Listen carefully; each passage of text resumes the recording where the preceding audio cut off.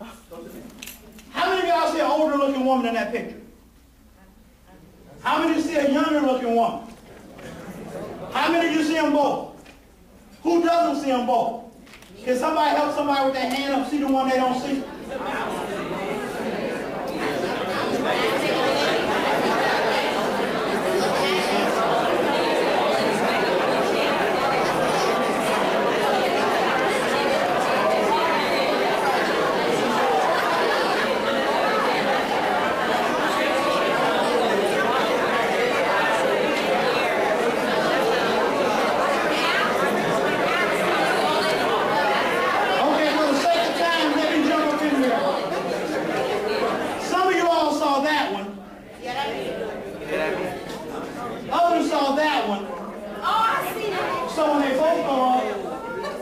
Most of y'all see what you were programmed to see.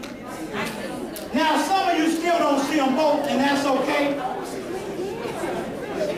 Hold on. Because they so determined. Oh, that's too big. I'm just doing a small version. Hold on. I sat through this 5 times without seeing them both.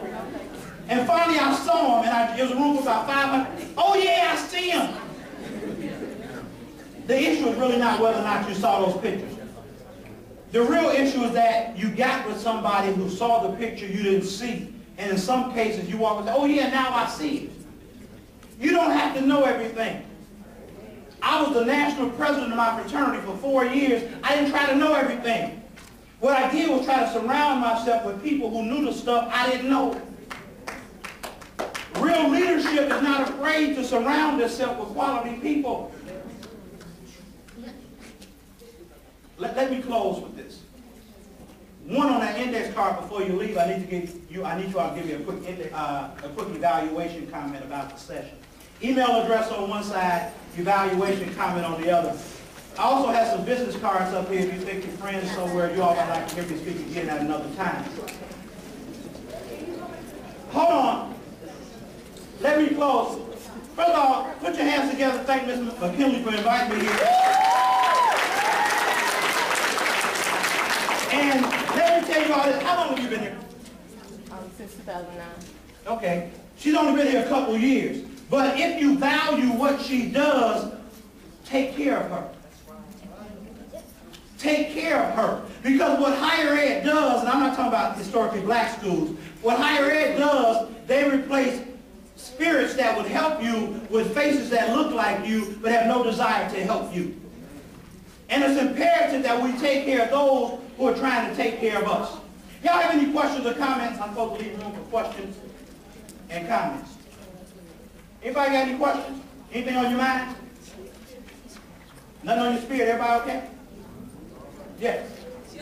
What got you started on motivational speaking? He asked what got me started speaking. I worked in higher ed for 15 years, so I was always doing presentations. What got me doing this full time was that I got tired of the politics of higher ed. And I said this way, because I love students. This way I can go out, talk to students, hopefully in a loving manner, coming from the heart. And then I get to leave. And get paid. But see, when you get paid for your passion, there's no better job in the world. I don't work. This doesn't work for me. I leave here, I go back home tomorrow, I go to New York on Friday. I'm in New York Friday, Saturday, Sunday. I go home Sunday. Monday I go to South Carolina. The worst part of all that to me is getting on and off the plane.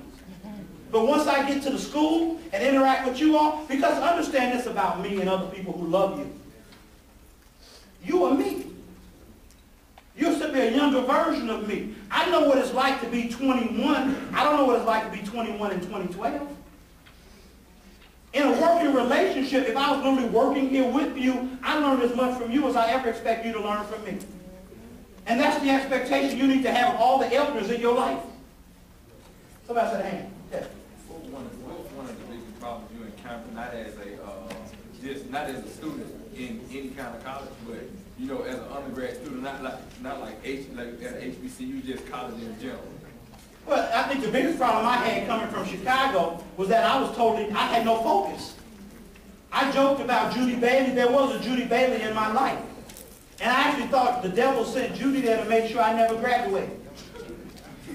Because every night I would start to study, and Judy would call me at 10:30 every night. That was her time, 10:30. Steve, what are you doing? Nothing. I'm coming to get you. She had a new Trans Am, and all my boys loved her car. They got mad when we broke up. They like, Steve, you leaving the car? Let me tell y'all a story about being from, anybody here from the hood somewhere? See, fellas, particularly the fellas, stop trying to trick these girls and try to trick their way to a degree. When I got my undergrad degree, you know, in some curriculums you say the hardest class to the end. Well, I took a journalism class. I came out of my final exam, and people were crying in the hallway. All these white folks, I'm like, if they crying, I know I'm in trouble. I went over to the Black Culture Center, which is where I was working, and I wrote a letter to the 2 teachers who were teaching the class. Dear sirs, I know I didn't always give you my best, but there's nothing to be gained by failing me. I have a job lined up, trying to make a difference, etc. I will be eternally grateful, so and so and so and so, eternally Steve Birdine. People thought I was crazy. My grades came on Christmas Eve.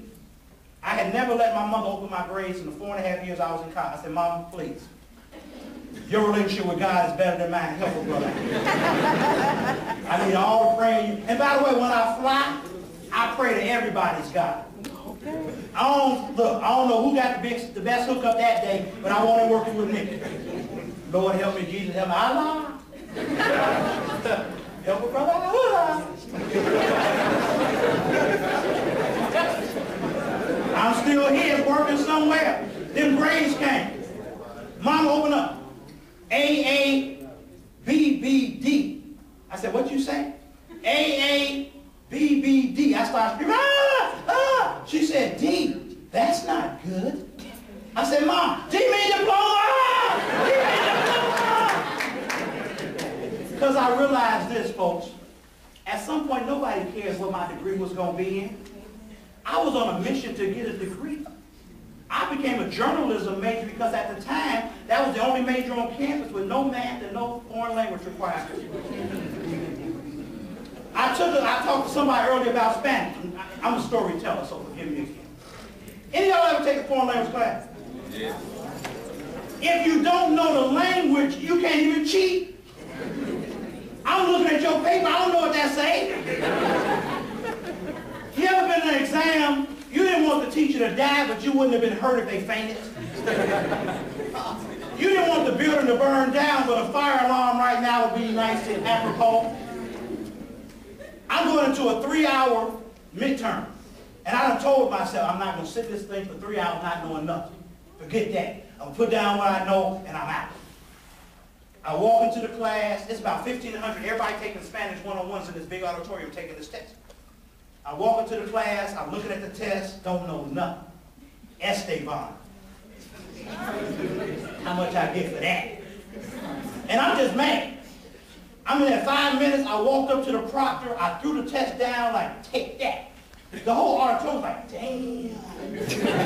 I'm walking out like I ain't gonna never graduate. I don't even know why my mama let me come all the way to Champaign. Before I got back to my residence hall room, my teacher called me and said, Steve, were you sick? Ooh, sick.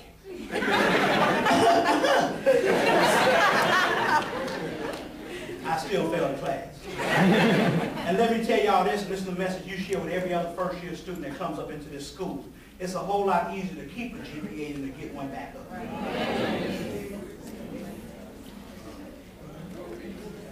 If I can ever be of service to you at any point in your life, and by the way, with that email address, you all will hear from me. You'll get a monthly motivational piece from me. I send out, I don't send y'all a whole lot because they told y'all don't read. Some people say, well, Steve, people don't read a whole lot. No, we stopped reading a whole lot because y'all told us we don't read a whole lot. So if I sent you something that would change your life and it took some of y'all 5 minutes to read it, you'd be complaining. Girl, I ain't gonna read all of that. Shoot, all you're trying to do is make me rich.